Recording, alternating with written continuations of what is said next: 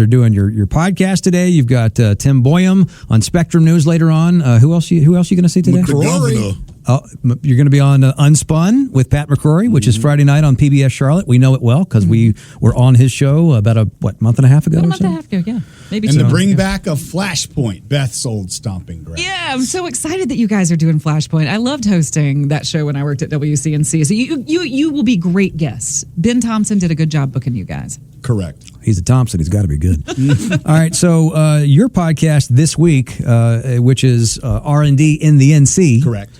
You guys are talking about something that has been a hot topic around these parts, and this is something we talked to Teresa Payton about a lot. But, community pushback when it comes to data centers. Mm-hmm. Yeah, exactly. And every week we cover a whole lot of like around town stuff, but then we try to pick one topic where we go super deep and have a much more in-depth conversation. We pick data centers because it's been talked about all across the country, the world, but the region as well. And what we did is in the first part, we really broke it down because a lot of people, Larkin made this point to me. This is why our conversations back and forth are great. Like, don't assume everyone understands what a data center is. So we kind of break down some basics. Then we go into like why it's important on a macro level. And we've discussed things in AI here, but like this is a race globally and it has national security implications between the U.S. and China.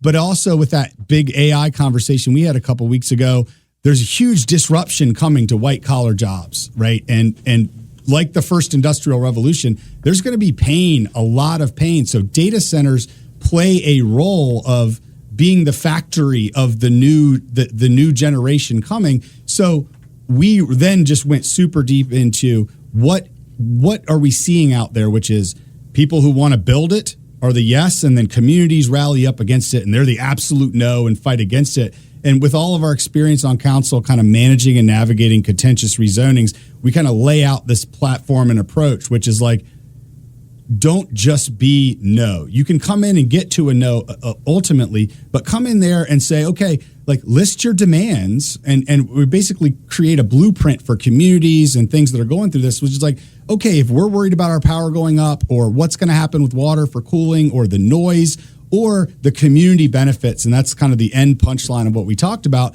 Now, back to the lecture at hand about data centers. Well, here's the thing that people don't understand about AI, that it requires 10 times the amount of energy for one AI search that it would for just one normal Google search. And that's why these data centers are so important, because it's requiring so much more energy. And the more and more we update and advance AI, the more energy it's going to require to keep it moving. And so I think the power generation is going to be a big part of the future of this conversation. So we, on our podcast yesterday, which will come out today, we talked about wanting to do in a future episode, and we've got to identify who the subject matter experts are, because it's not us. Definitely. But understanding what the future of nuclear power could be. I mean, I think that is one of the things that there seems to be a lot of promise that's clean, it's renewable. But obviously there's a history there that concerns people, and that, like data centers, there needs to be a better collective understanding of,